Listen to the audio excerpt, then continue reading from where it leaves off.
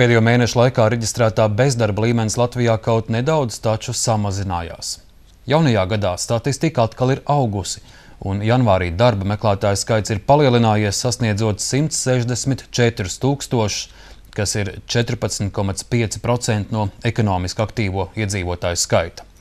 Jaunas darba vietas netiek radītas, un darba devēji nav optimistiski. Bezdarba mazināšanā uzlabojumi nākamajos mēnešos neesot gaidāmi. Tematu turpina Zandozo Balode. Nodarbinātības valsts aģentūras durvis nemirkli nestāv aizvērtas. Vienā rindā darba meklētāji, kas reģistrēties nāk pirmoreiz, tālāk sludinājums pēta tie, kas bez darba jau mēnešiem. Kādā speciālitātē jūs meklējat?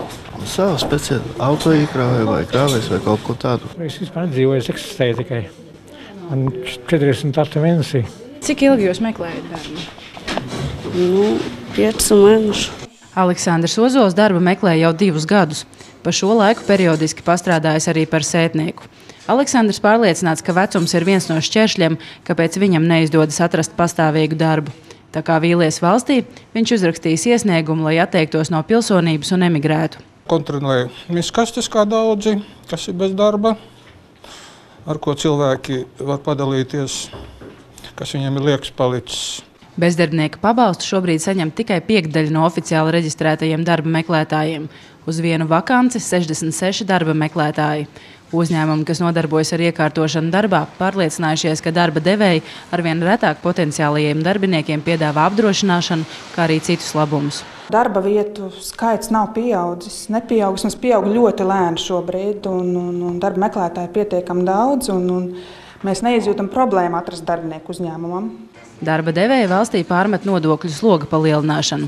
Tas savukārt veicina nosvērties par labu mazākam darbinieku skaitam uzņēmumā. Šie signāli, kas piemēram citās valstīs ir raidīti tradicionāli, ir tādi, ka mīļie darba devēji, samaziniet darba laiku, samaziniet darba slodzes, bet lūdzu paturiet cilvēkus darba vietās. Latvijā šie signāli diemžēl izpalika, un līdz ar to bezdarbnieku rindās ir ļoti daudz cilvēku.